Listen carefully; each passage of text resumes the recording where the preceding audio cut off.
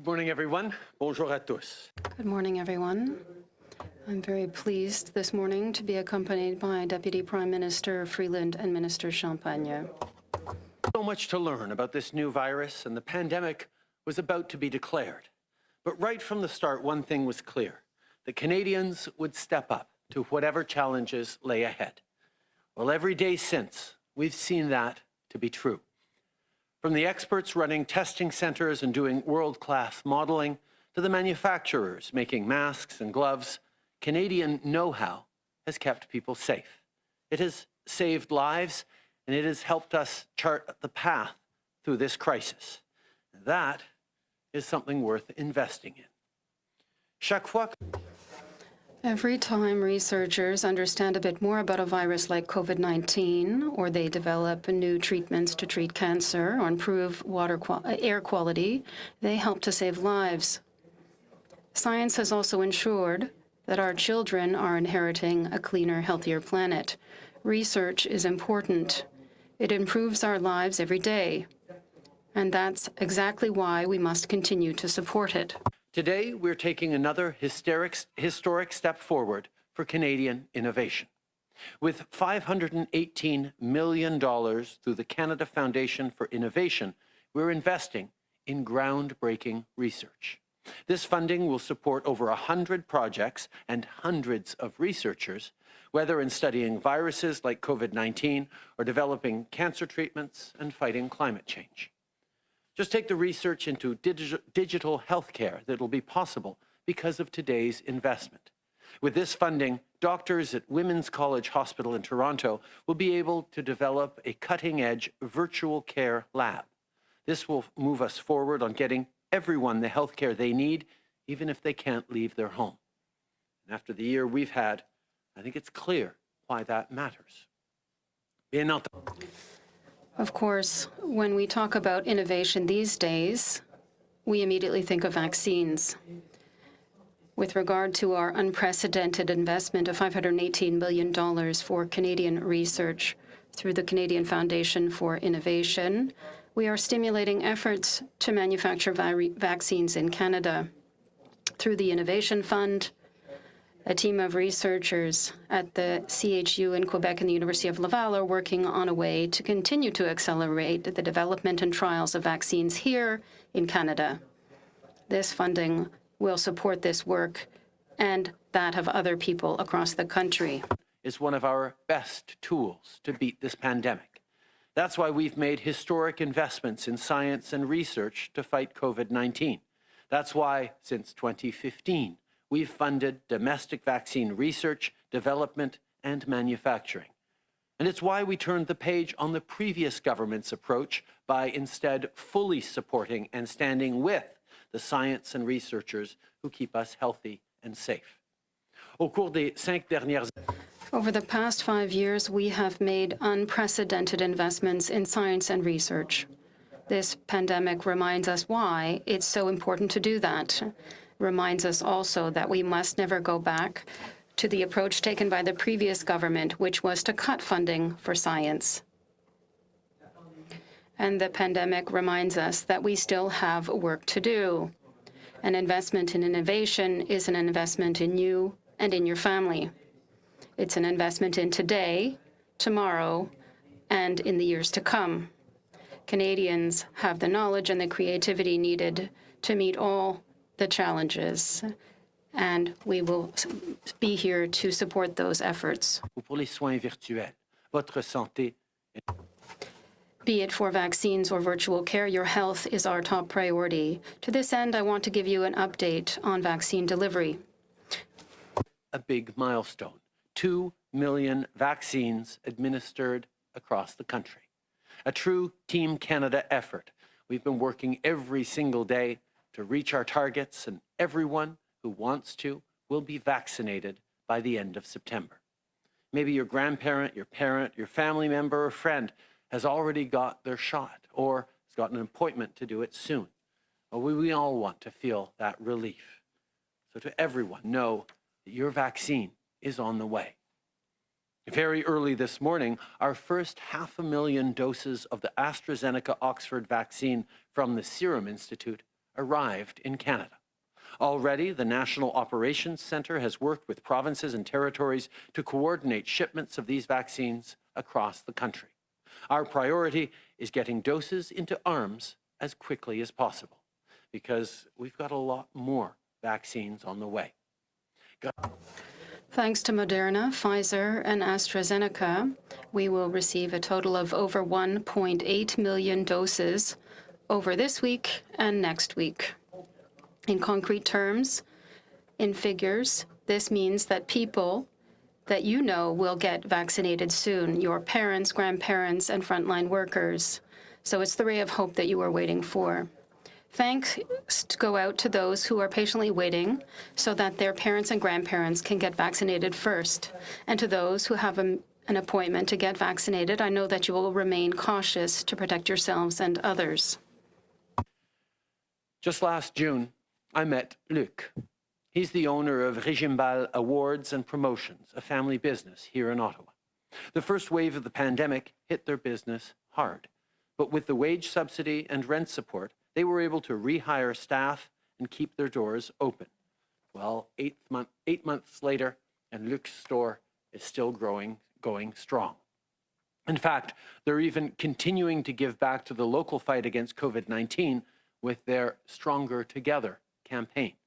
Through this great initiative, they're donating proceeds from their fabric face masks, tees, and hoodies to the Ottawa Community Foundation for the most vulnerable in the city. Across the country, there are so many stories like Luc's. To date, the wage subsidy has supported more than 5 million people, and the rent subsidy has been there for over 129,000 businesses and organizations. We've come a long way in the fight against this pandemic, but we're not out of the woods yet. So for Luc and for people across the country, I have some important news to share. We are extending the Canada Emergency Wage Subsidy and the Canada Emergency Rent Subsidy and lockdown support at their current levels until June.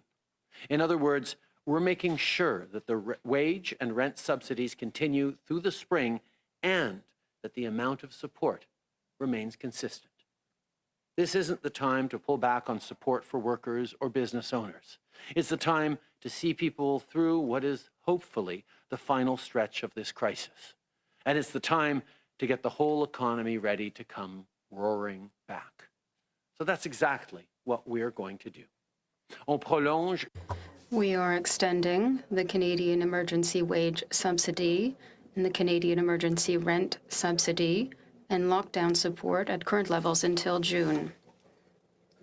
If you are a worker or a business owner, you can have the certainty and the support that you need to get through the spring and remain standing. Times are hard, and we are here to provide you with the support that you need to make it through this crisis as long as it lasts. The spring is coming, vaccinations are underway, and better days are waiting for us ahead. Thank you very much. I now give Chrystia Freeland the floor. Okay, well, thank you, Prime Minister, and it's good to be here with everyone. Hello. Today, we're announcing that the government will extend the current rate structures for the Canada Emergency Wage Subsidy, the Canada Emergency Rent Subsidy, and lockdown support from March 14 to June 5, 2021. This means the maximum wage subsidy rate for active employees will remain at 75%. The maximum rent subsidy rate will remain at 65%, and lockdown support will remain at 25%, providing hard-hit businesses with rent support of up to 90%. Je tiens à être clair. I want to be clear as to the reasons that we are extending the wage subsidy, the rent subsidy, and the lockdown support measure. We are doing this because of the COVID-19 pandemic. The Canadian economy has faced its worst shockwave since the records have been kept. According to figures published by Statistics Canada yesterday, there was a contraction of 5.4%. Even if we have seen encouraging signs of a recovery, including higher growth than forecast in the fourth quarter of 2020, we are not yet at the end of it. Today, there are 800,000 plus fewer Canadians working than at the beginning of the pandemic. We continue to live with COVID-19. The virus. Vaccines are rolling out in ever greater quantities. This is good. There is light at the end of the tunnel. But we cannot definitively say that we've turned the corner. That means that public health lockdowns and the supports that sustain them must continue to be available to Canadians where and when they are needed. Now, I'm going to tackle this next point head on. I've been surprised to read some commentary suggesting that Canadians may be doing too well for their own good. Some have pointed to rising household disposable incomes in the first 9 months of last year as evidence that our government acted too swiftly and too effectively to support Canadians. I disagree. As former Bank of Canada Governor Stephen Poloz has pointed out, a firefighter has never been criticized for using too much water. I think we must now add this caveat, unless it's by a conservative pundit in Canada. Now, let me be very clear. When COVID-19 struck, our government needed to step up quickly, decisively, to prevent Canadian families and Canadian businesses from falling off an economic cliff. And our government will continue to do whatever it takes for as long as it takes to help Canadians through this bleak time, to prevent economic scarring, and to invest in a way that allows us all to come roaring back after COVID-19. Canadians can count on us. Of course, we are constantly, carefully evaluating government spending, government debt, jobs numbers, and economic growth. We are prudent and we are responsible. But sometimes the greatest danger is not to act. And we understand that risk too. Our government is by no means alone in taking this approach. On the contrary, we are in the vanguard of a global response to this global crisis.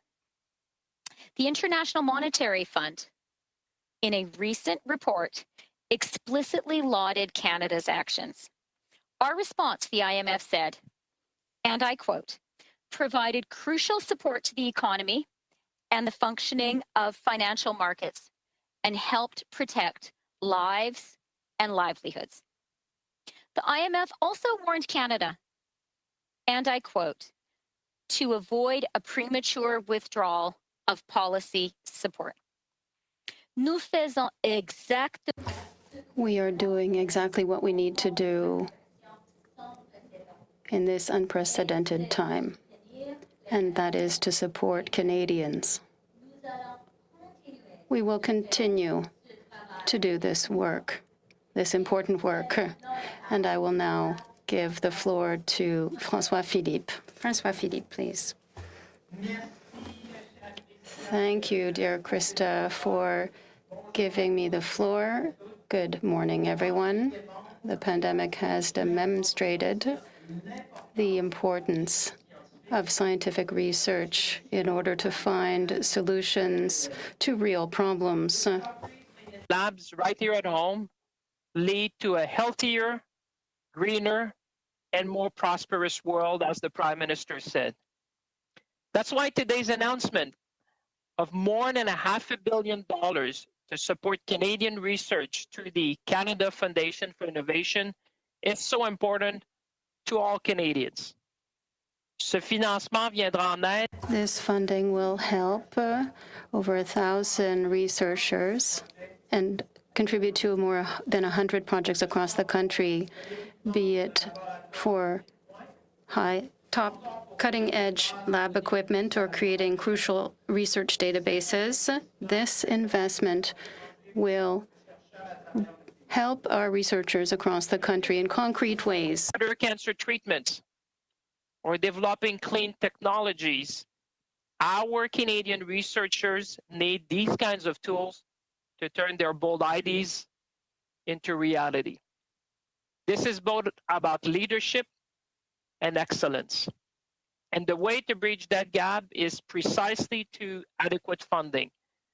Our government is pleased to be contributing again to that effort.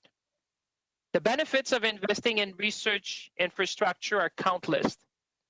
It creates spaces to train the next generation of STEM professionals, brings together scientists and entrepreneurs who can jumpstart innovation, and it helps Canada remain at the forefront of scientific discoveries. It is well known that we are a government that believes in science. Since 2016, we've invested over $10 billion in science, research, and the people who power it. We're proud to support our researchers by founding state-of-the-art facilities in which they can work to solve today's most pressing problems. Now more than ever, Canadians are looking to our scientists and our researchers to come up with innovative solutions to the challenges we face. Mes plus sincères félicitations. My warmest congratulations to those who got the funding announced today. We will ensure that we meet the challenges and contribute to the health and safety of Canadians. Thank you to everybody. Prime Minister, you have the floor. Thank you, Minister Champagne. The Prime Minister and ministers will be taking questions for 20 minutes. One question, one follow-up, starting with the phone. Merci beaucoup, Monsieur le Ministre Champagne. Le Premier ministre et les ministres prendront des questions pour 20 minutes. Une question, une sous-question, en commençant par le téléphone aujourd'hui. Opérateur, c'est à vous. Thank you. Merci. Première question, Lina Dib, La Presse canadienne. À vous. Lina, La Presse canadienne. My question follows on Ms. Freeland, and then you, Mr. Trudeau, either one. The extension of these programs to June had been announced, but the rates are going down. It's less and less generous. Can you tell us how much it will change in terms of what you had budgeted? How much more money are we talking about for businesses than announced? Since the beginning, we had said, Lena, that we would be here for people as long as it took, with all the supports necessary, and that's exactly what we are doing. We know that, yes, we are getting to the end of this phase of the pandemic. That's a good thing. At the same time, we have to ensure that we can ensure a strong recovery, and that's why I'm pleased to turn the floor to Chrystia to complete the answer. Thank you, Prime Minister. Thank you, Lena. As I indicated, our approach is very cautious. We had already anticipated in the forecast that it might be necessary to do what we had announced today. So it had already been set out in all the figures that we had published in November. To be specific, we estimate that to March 13th, the cost of the rent program will be approximately $4.4 billion. And from March 14th to June 5th, the additional cost will be $2.1 billion. With regard to the wage subsidy, we estimate that the cost to March 13th will be approximately $83.53 billion. And from March 14th to June 5th, the additional cost will be approximately $13.9 billion. And I would add, only if these are programs where it will depend, in fact, on the situation that Canadian businesses face. The level of assistance will depend on business revenues. So we will spend less if the economy is stronger, and we will spend more if the economy is weaker and if businesses need further assistance. Thank you very much, Lena. Merci. En suivi, Lena? A follow-up? Yes. Obviously, the federal budget is approaching. The opposition parties are asking for some things, and we're hearing a more and more political and partisan rhetoric, particularly with regard to the economy. Mr. Trudeau, I'd like to hear a response to Mr. O'Toole, who said yesterday that you were trying to rethink the economy, and it wasn't time to do that at all. Rather, it was time to help keep all jobs in all the sectors instead of picking winners and losers. Mr. Trudeau, thank you. First, I think it's important to understand that there are huge differences in approaches by the different parties and how we should help the economy recover and prepare for the future. And this is an extremely important debate, and I hope that all Canadians will be involved in this over the coming months and the coming year, because this idea of rebuilding better, building back better, is something that affects us all. We cannot deny that the pandemic has changed our behaviors, has affected the way that we see ourselves in a year or in a decade. It is our duty to take this opportunity and the responsibility that we have through this pandemic to better prepare ourselves for the future. Investing in science, for example, we recognize that people who were already vulnerable before the pandemic are all the more so as a result of this pandemic. So we have made choices as a government to help the more vulnerable members of our society, to offer more assistance to those who really need it. It's not just a moral argument. It's about creating a stronger economy for the future. These are values that underlie everything we try to do as a government, not because we have a moral approach, but because we understand that a strong economy depends on the participation of all. As Mr. O'Toole said, and as Conservative politicians are saying, he thinks that we acted too quickly. We were too generous in helping Canadians. But our understanding is that by helping people now, we are ensuring better growth for everyone in the coming months and the coming years. The Conservatives do not agree with this approach.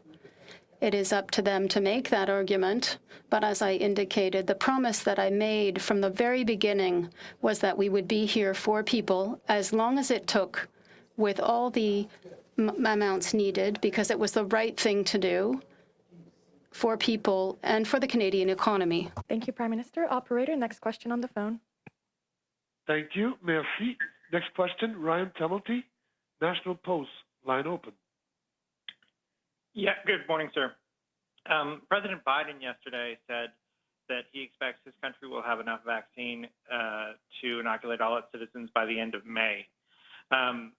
You said that you expect that milestone to be reached here by September. Do you worry about the American economy potentially being able to open much sooner than the Canadian economy and the impact that'll have on businesses here? Obviously, we are working extremely hard every single day to get as many doses to Canadians as possible, as quickly as possible. And as I've been saying since the past November, we expect all Canadians to be vaccinated by the end of September for those who want it. We are seeing, however, an increase in the number of vaccines coming into Canada, as we had hoped for. It's possible that those timelines be moved forward, and we're certainly going to work closely with the provinces in order to try and get to that, to get vaccinations to Canadians as quickly as possible so that we can loosen and reopen as quickly as possible. Obviously, the pandemic has had a very different course in the United States with far greater death tolls and case counts. And that has had its own impact on the American economy that Canadians haven't quite felt the same way. So it's always something we have to be careful about in comparing each other. But certainly, we're going to continue to work to get as many Canadians vaccinated as quickly as possible by following the science and following the best recommendations of our experts.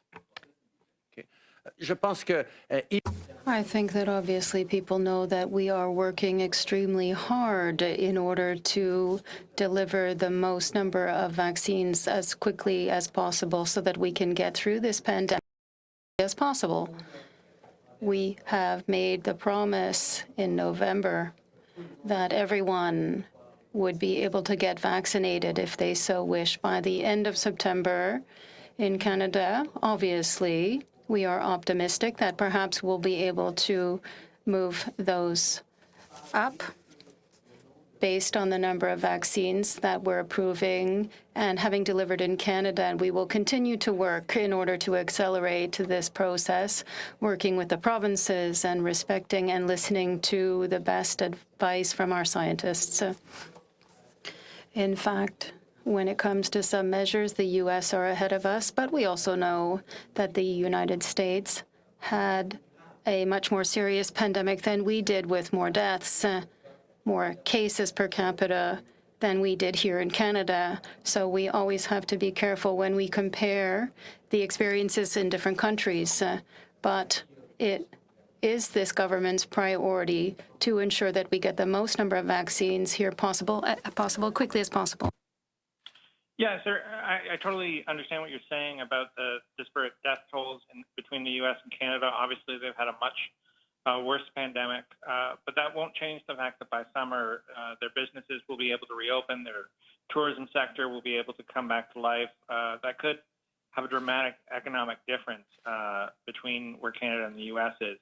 Is there anything you can do beyond just trying to secure more vaccines to help alleviate that difference? We are working very, very hard to get more vaccines more quickly, and we're seeing the results of that work with the delivery this morning of 500,000 doses of the AstraZeneca vaccine from the Serum Institute. That wasn't part of the calculations we had when we promised to Canadians that we'd have 6 million doses by the end of March. So now we're going to have well more than 6 million doses by the end of March. That is good news. And with the progress made on the approval of the Johnson & Johnson vaccine, with Novavax vaccines coming, with more doses of many vaccine makers coming forward in time, we're very optimistic that we're going to be able to accelerate some of these timelines. So we're going to continue to do everything we can to allow our population to get through this challenge as quickly as possible so we can get to rebuilding and moving forward as rapidly as we possibly can. That is our focus. Nous savons. We know that we all want to get through this as quickly as possible, and we are going to work with the provinces and territories, with the partners, vaccine companies, with experts, in order to do this as quickly as possible and as safely as possible. At the same time, we had good news today with 500,000 doses that we hadn't anticipated getting, that we will get from the Serum Institute, AstraZeneca. We know that what we had already promised, that is 6 million doses by the end of March, will be exceeded by several hundreds of thousands of doses as a result. And in the spring, we will have tens of millions of vaccine doses delivered in Canada. We have hope, therefore, that we will be able to accelerate the reopening process. But at every stage, we are going to first and foremost ensure that we follow public health criteria. If we open too quickly, we could have worse consequences for the Canadian economy than waiting a little bit longer to ensure that it's safer, it's better. We have to ensure this balance, and that's what we will do. Merci. Opérateur, dernière question téléphone avant de passer dans la salle. Final question. Next question, Justin Ling, Freeland. Line open. Good morning, Prime Minister. Obviously, in 2019, your government instituted changes to how federal inmates are placed in isolation. You claimed that you were putting an end to solitary confinement in keeping with several court rulings calling it unconstitutional.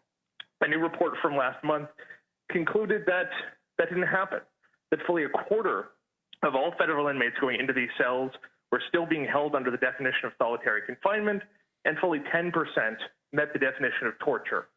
Given that, are you going to implement any changes to comply with those court rulings and to follow your own law on the matter?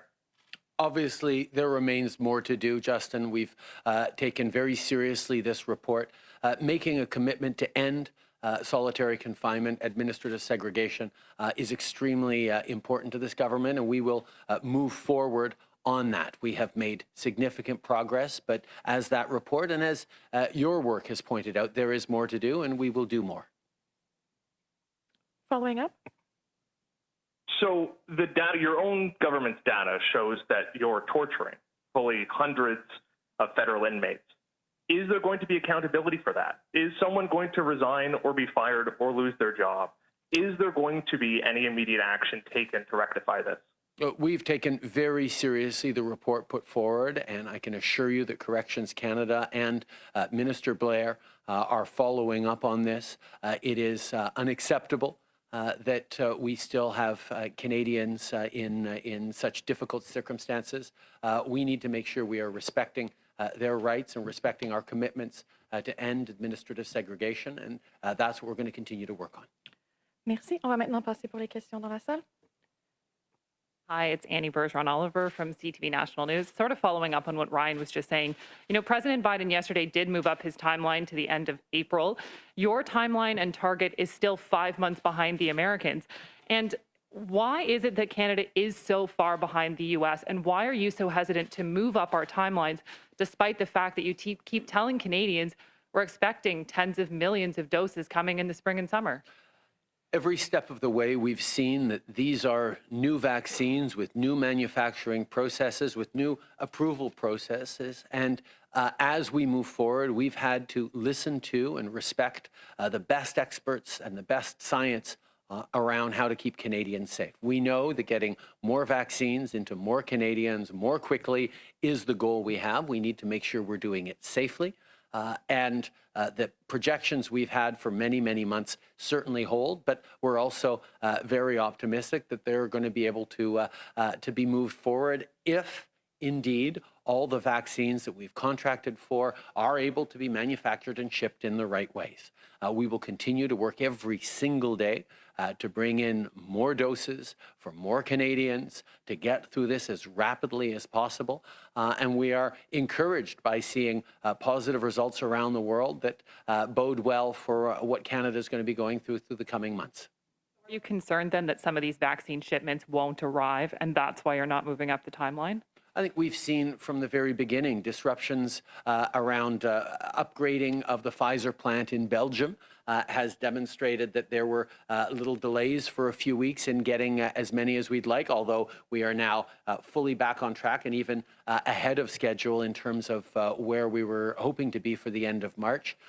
We've seen challenges around supply chains with Moderna that had to get worked through. These are new processes for new vaccines that are being manufactured in the millions and even in billions in order to cover all of everyone on Earth.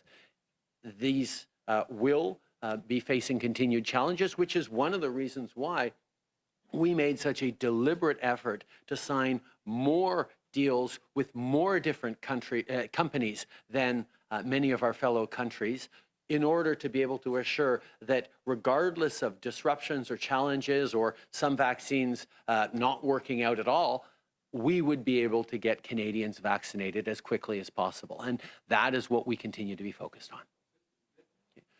Nous savions depuis le début.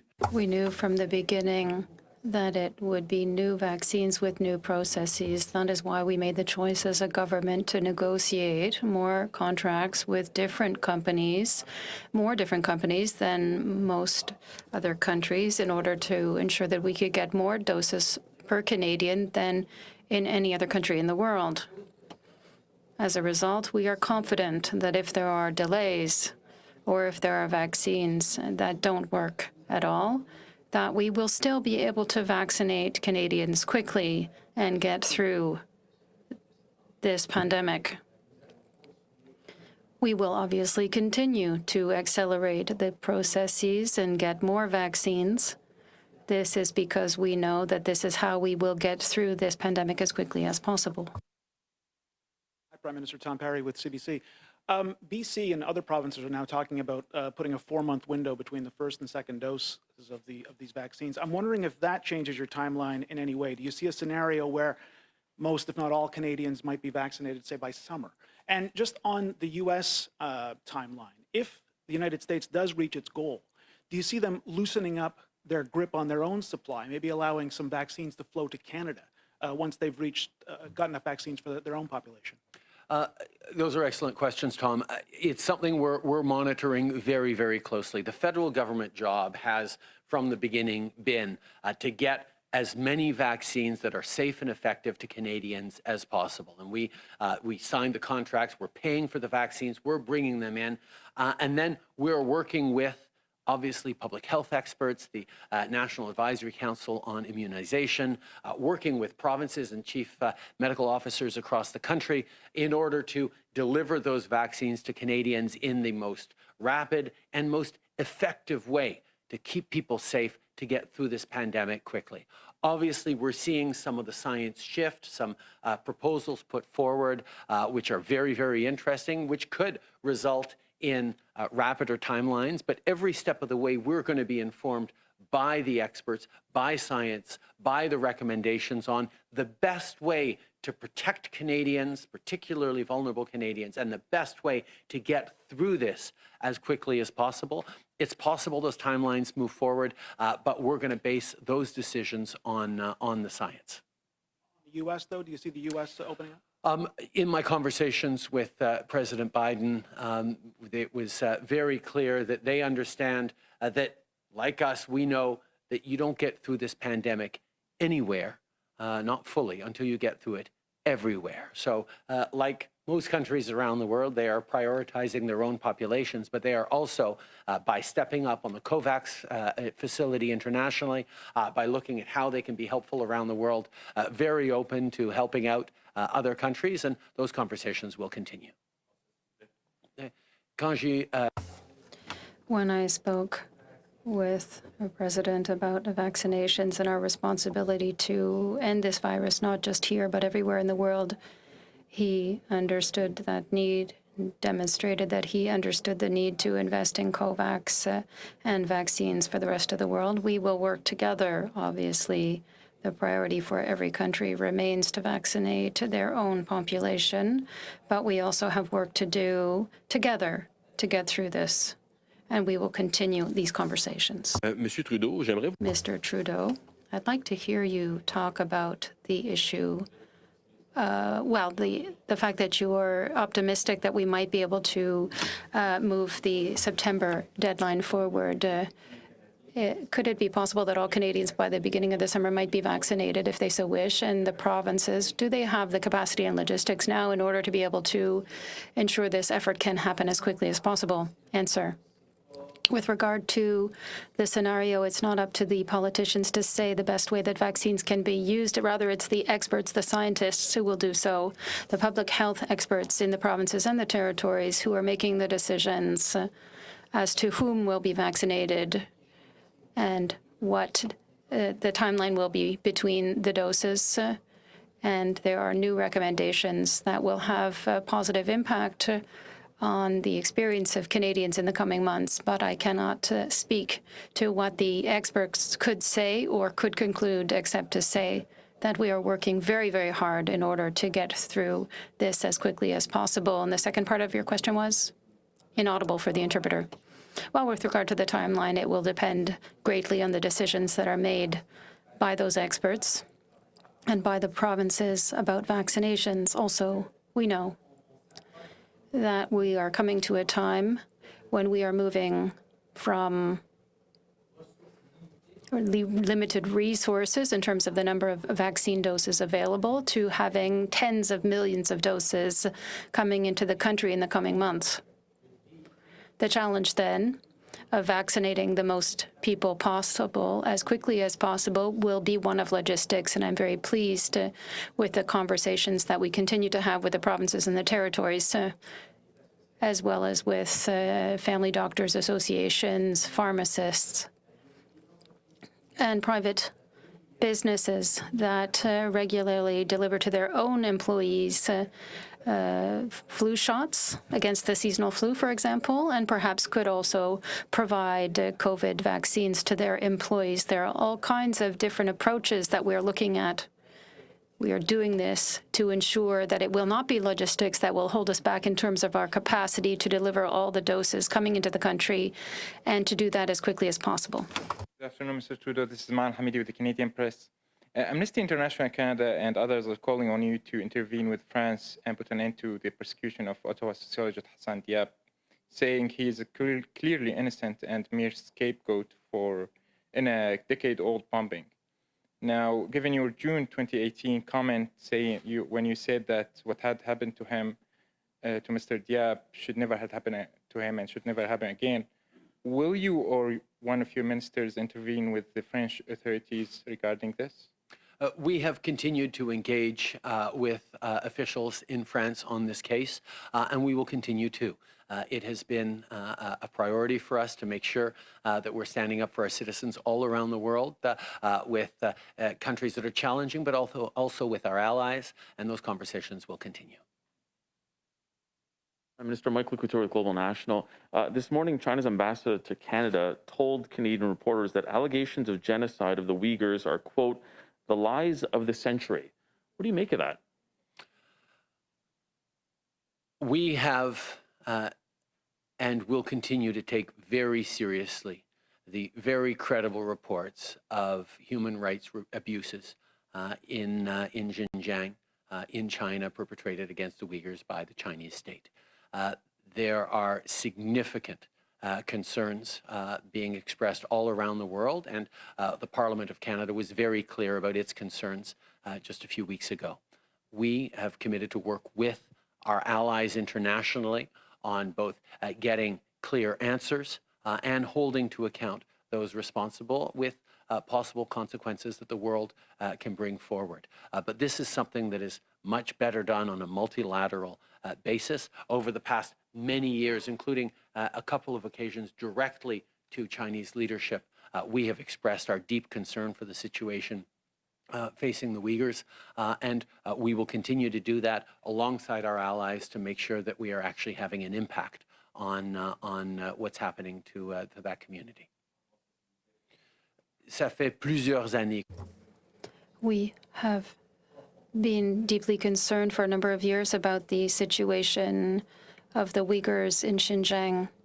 We are very concerned by reported abuses of human rights abuses by the Chinese government against that community. We have directly raised this issue with Chinese leadership. We are working with our partners and allies across the world in order to get better answers as to what is happening, but also to coordinate our efforts and the consequences for a state that continues to be responsible for serious human rights violations. We recognize that the Canadian Parliament and others have recognized what is called a genocide, and we will work with our allies around the world to advance this case of protecting this minority and ensure a change in behavior. Up in that same news conference, reporters asked the ambassador whether or not the case of Meng Wanzhou and the two Michaels are connected, and he said, quote, there's no connection between the cases, they're totally different. Do you agree with that? No, it is obvious that the two Michaels were arrested on trumped-up national security charges days after we fulfilled our extradition treaty responsibilities towards our ally, the United States. Chinese officials at the time were very clear that they absolutely were connected as a frame. And nothing the ambassador can say now will dissuade me from understanding that that is indeed the case. C'est très clair. It's very clear that the two Michaels were arrested on trumped-up national security charges immediately, a few days, that is, after we fulfilled our extradition responsibilities to the United States. Chinese authorities have admitted that obviously they were connected, and anything that the ambassador is now trying to say will not convince me otherwise. Qui met fin à la conférence de presse d'aujourd'hui. Merci tout le monde. Merci Chrystia. Merci François-Philippe. Merci.